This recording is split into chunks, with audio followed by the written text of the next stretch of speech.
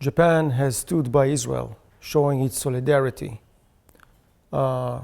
saying in unequivocal terms that kidnapped Israeli children, women, men, elderly should be released unconditionally.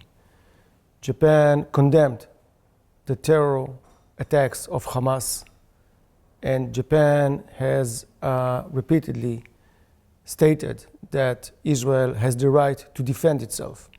I appreciate very much the Japanese government statements, and I would like to again send my gratitude to the Japanese government and people who stand by us in our most difficult time since our creation. Regarding your question, I think that we should do everything we can to press Hamas to release our kidnapped families and citizens and soldiers that were kidnapped immediately with unconditional terms. And I think the statements of Japan, of the government, and also at the Security Council and the UN General Assembly are very important in this line. And I would hope that this thing would create the momentum for the release of our kidnapped citizens.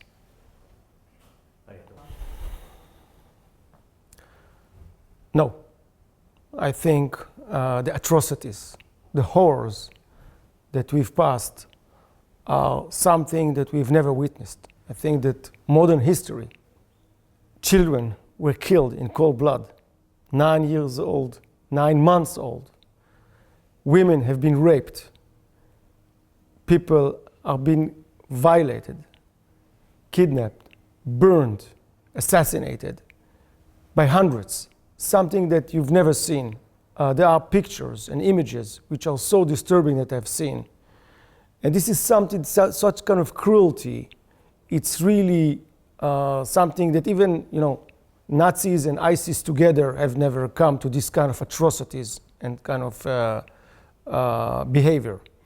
I think, I hope that the world will never forget this. Now the media is focused on what's happening in Gaza. And this is something that is, well, I understand this, that the media wants to see what's happening in Gaza, but what about our people?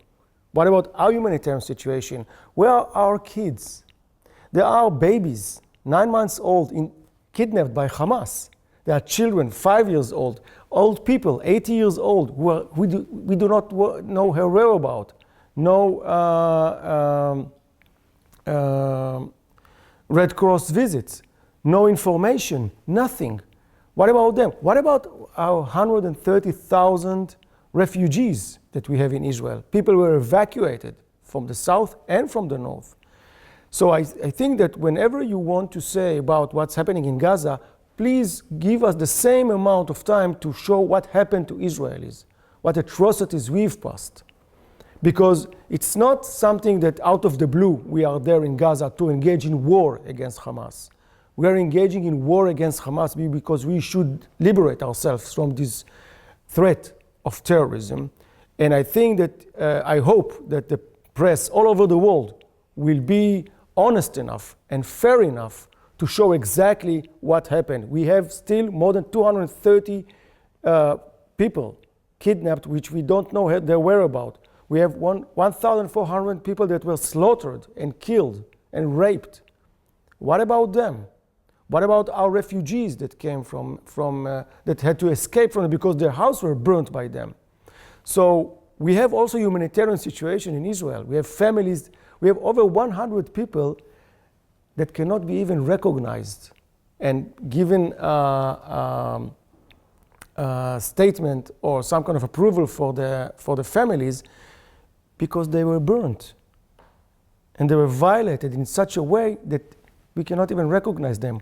This is also some humanitarian issue that should be addressed.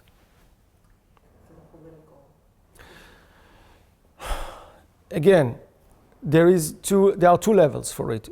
The political arena, we have an international support from the West, from the United States, from Australia, from Japan, from other friends of us that say this is terrorism and should be eliminated. And Israel has the right to defend itself.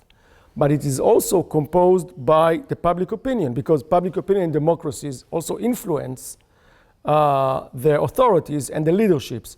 So we have to work on two grounds. One, with the governments, and again, I have to thank the government of Japan because they hear me and they said the right word. Japan is standing, if I may say, on the right side of history. Like you were standing with Ukraine, you are standing with us now, you are standing with good against evil. You are standing with the right against the wrong and the free world against the tyranny of terrorism. Israel is a peace-loving country. It is not a war against the Palestinians. This is not against the Palestinian people. It is against the Hamas.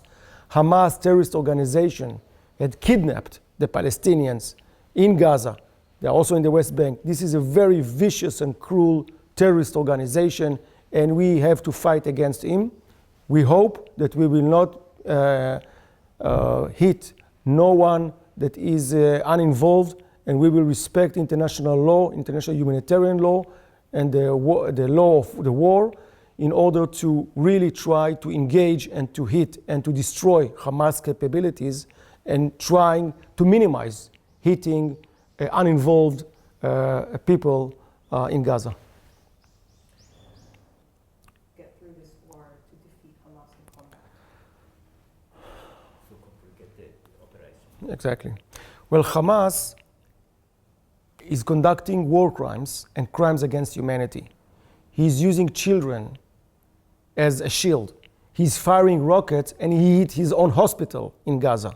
It is obvious that even the Japanese government said that it is not Israel. So it's Islamic Jihad or terrorist organizations in Gaza which hit the hospital. Now we have a clear demonstration, and we will send it to you to see where Hamas has built its headquarters underneath Shifa Hospital in Gaza. Shifa Hospital is a very big hospital. There are thousands of beds and doctors, and it's a very big hospital.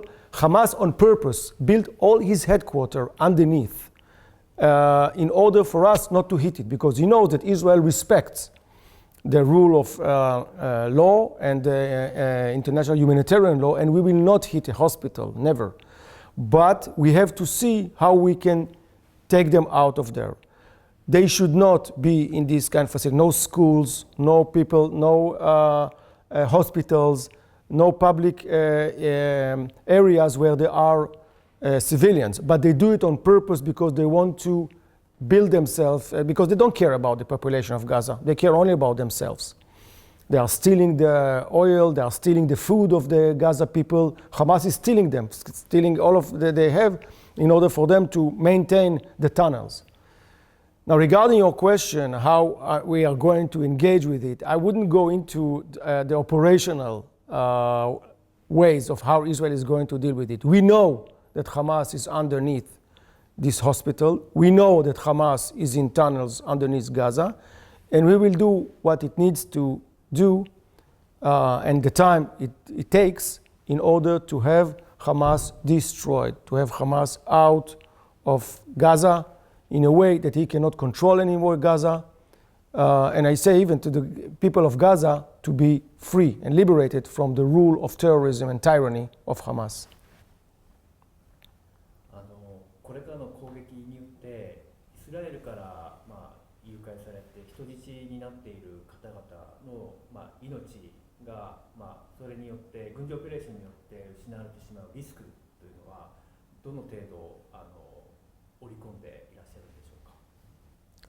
We are trying our best to maintain and to protect our soldiers and our forces. This is why, again, we are doing it in a way that will, on the one hand, destroy the capability of Hamas, eliminate as many terrorists as we can, but on the other hand, to protect our forces. Again, I will not go into the operational tactics. I can just remind you of ISIS.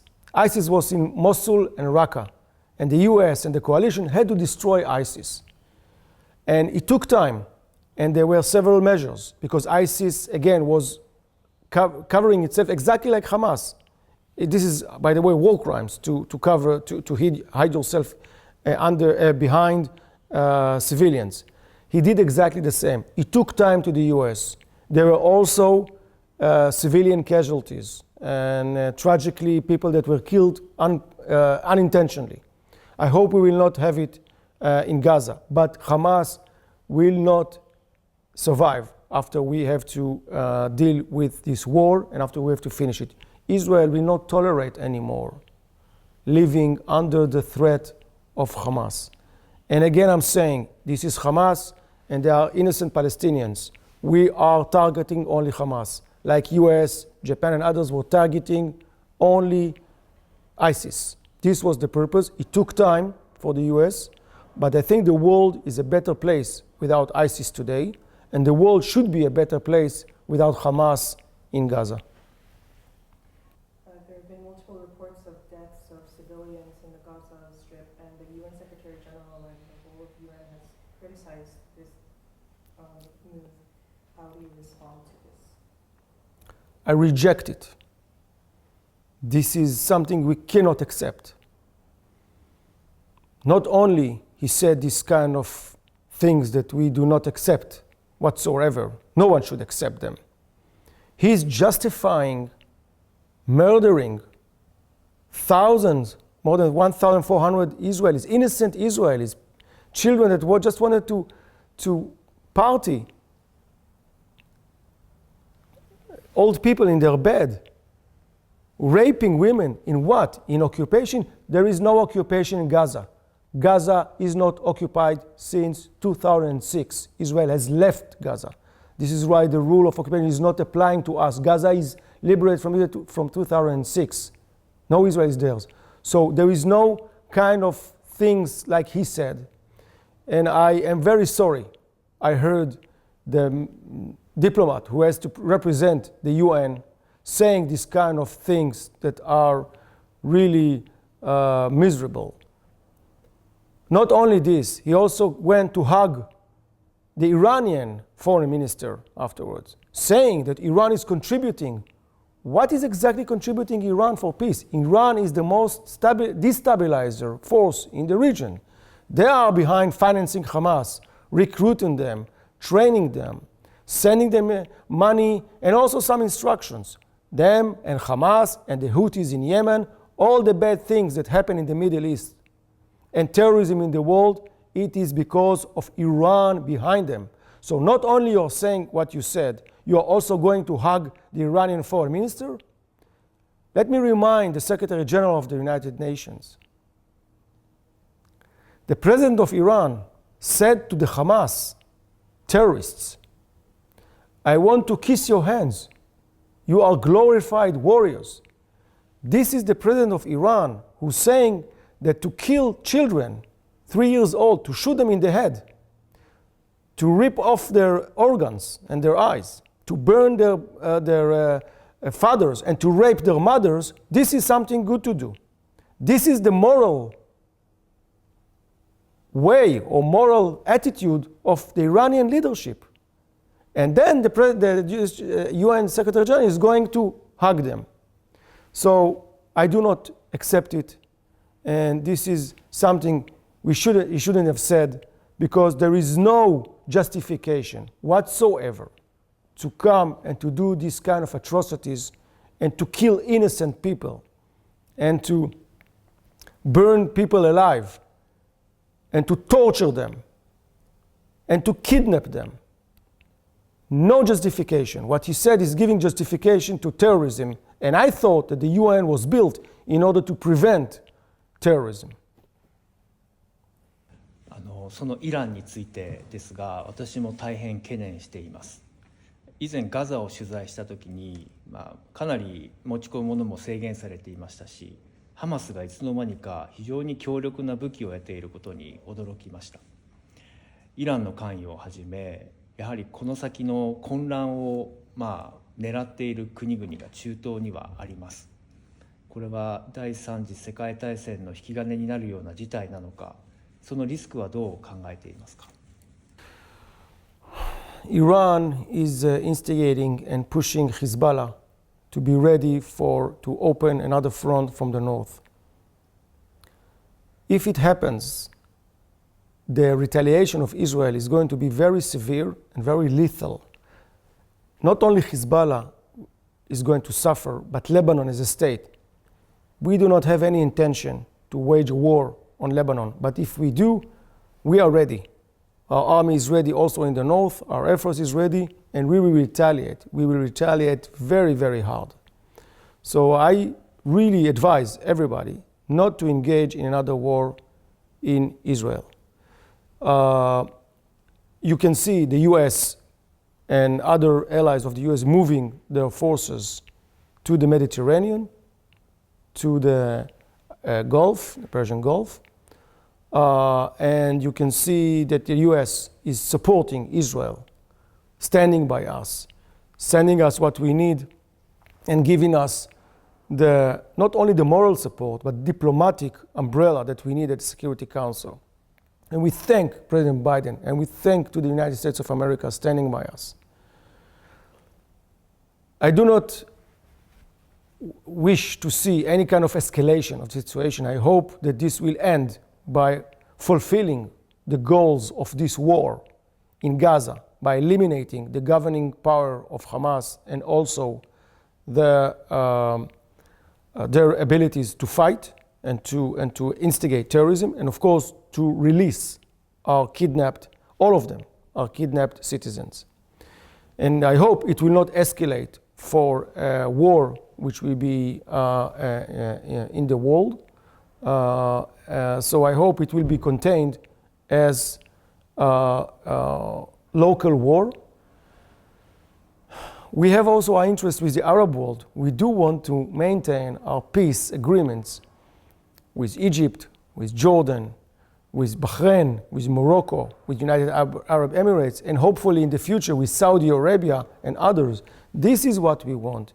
And this is exactly what the Iranians don't want. The president of Iran said it won't happen if Saudi-Israeli peace. Why did he say it? He doesn't want to have peace and stability in the Middle East, which is against the interest of us, of the West, of Japan, because we all want stability and peace in the Middle East. They only want to instigate war and bloodshed and terrorism. That's the difference.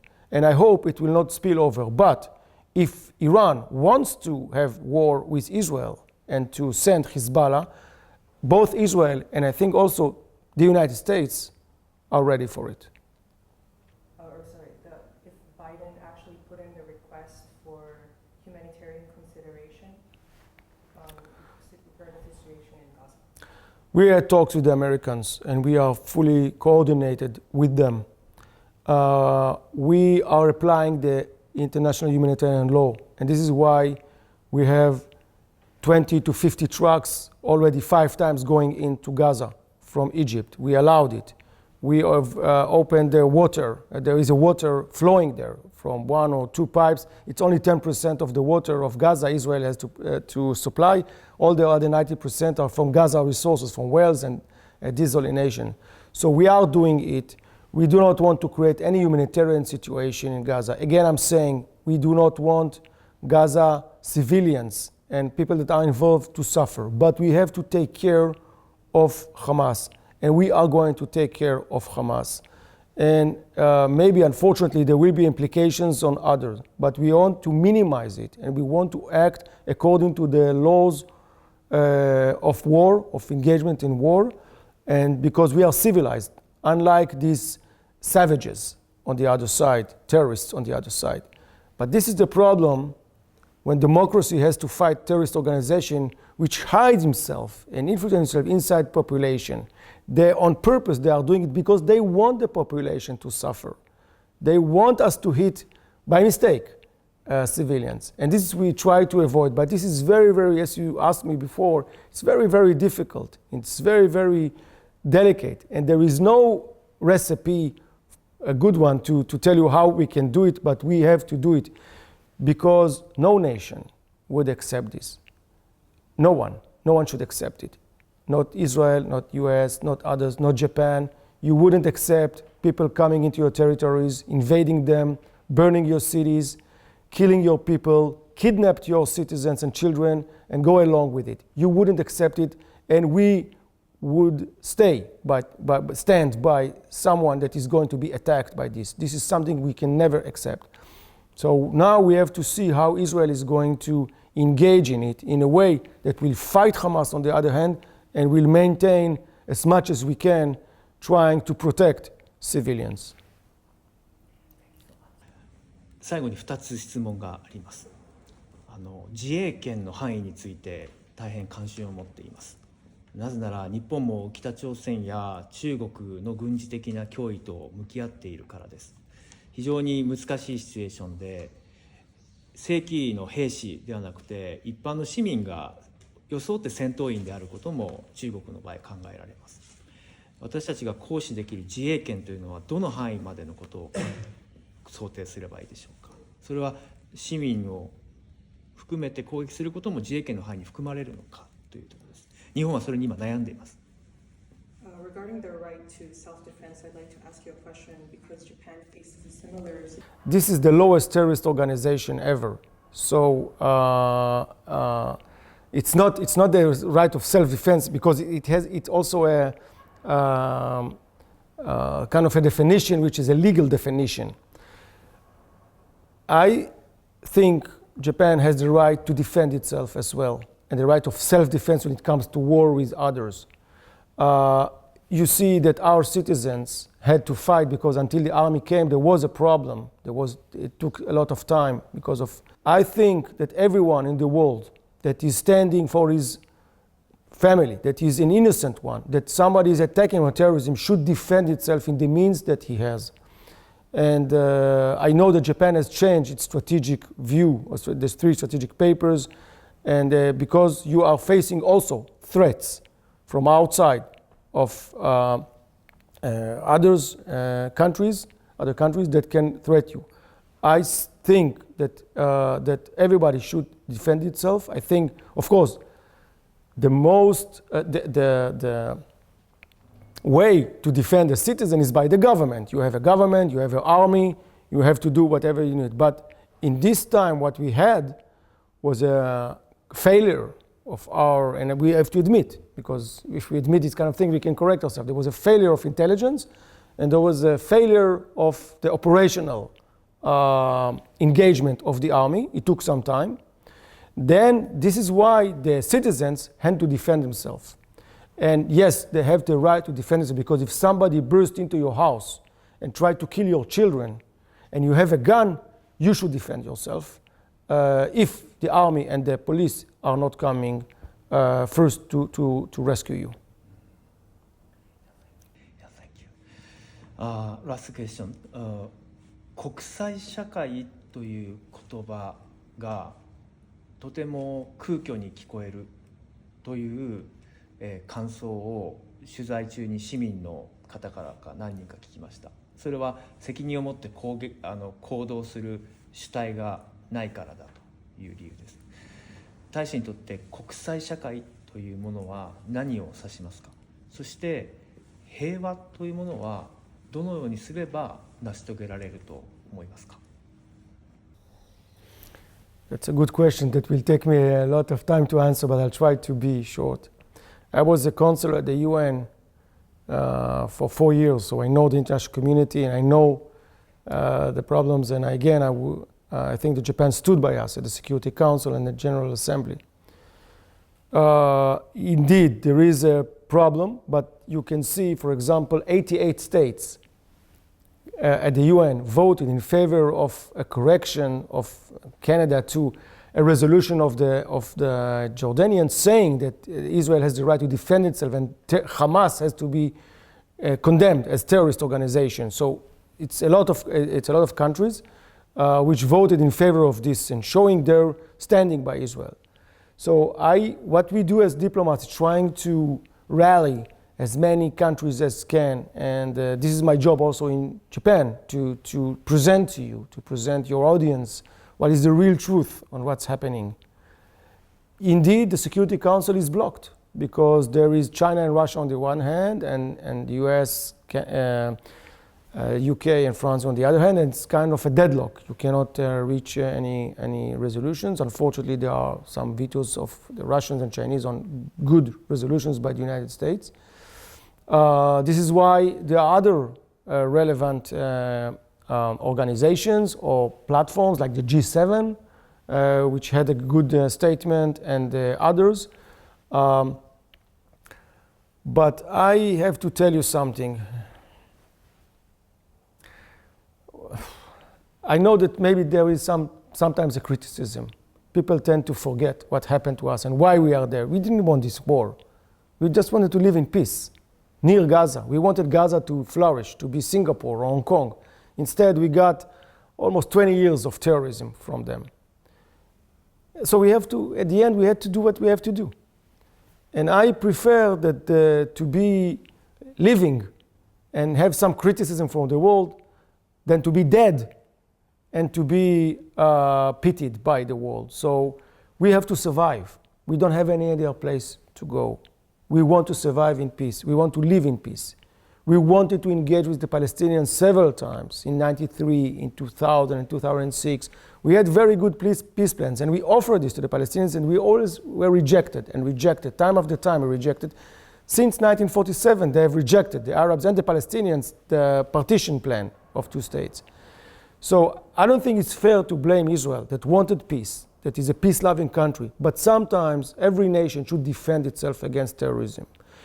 When we defend ourselves here, we defend ourselves also. We defend also the free world against ISIS, because Hamas is ISIS, ISIS is Hamas, and we have to take care of this, and we have to protect ourselves, and we have to make sure that they will not attack our children and women and men and do these atrocities again.